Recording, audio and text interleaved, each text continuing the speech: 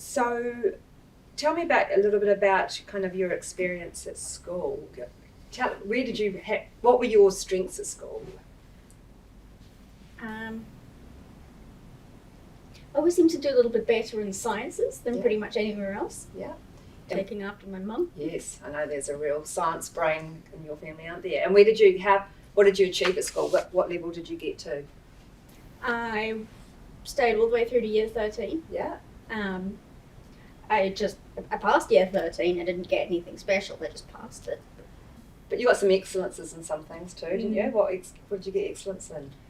It was mostly like biology papers. Right. The ones that I seemed to do all right at. Enjoyed those things. And were there any kind of challenges that around your schooling that you found hard? A lot of issues with people picking on me. Okay. And teasing me. Right. And that's hard, isn't it? That's a really hard one through school.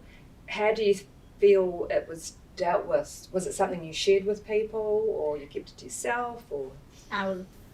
As Mum can tell you, I was constantly whinging about it at home.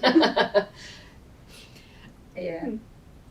I think in primary school they were starting to put some, structures in place. Laura, you had like your spot on the floor where you can sit, where you weren't too close to your other, classmates, because that was hard, and that you knew where you were going to go in class.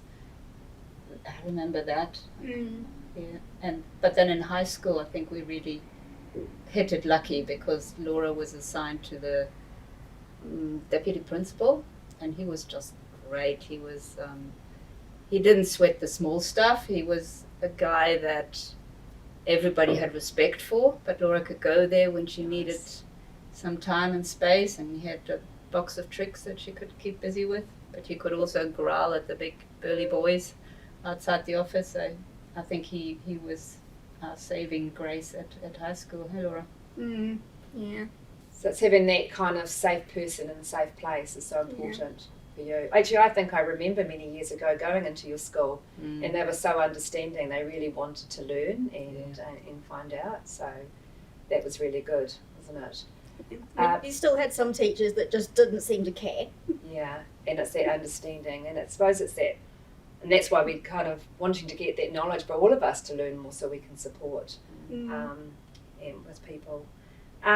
So you said a little bit about you went to do vet nursing. What happened as far as your kind of tertiary training?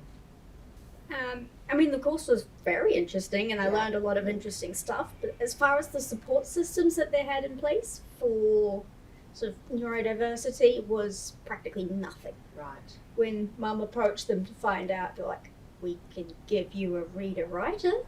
And do you need a reader-writer? No, not at all. Yeah. So that's not helpful. I don't need that. No.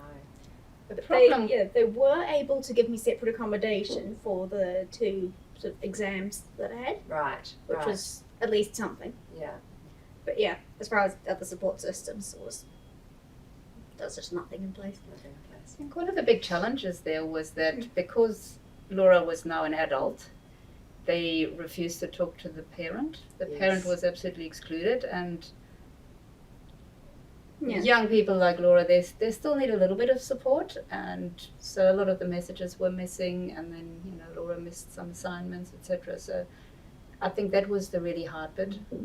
Actually, the worst of it was that right at the beginning of that course, one of her main lecturers said, "Nobody like you has ever passed this course." Right. And that, of course, was not good for anybody's self-esteem, especially a young person like Laura. So I thought that was terrible. Absolutely. Yeah, and she didn't really specify what. She's just like, people like you just don't generally do well in this course. Right.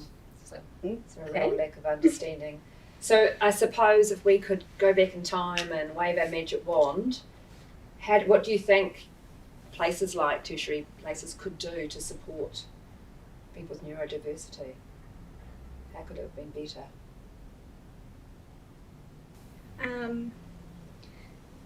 I've always struggled with group work, and most of my lecturers there were just not understanding at all about that. Right.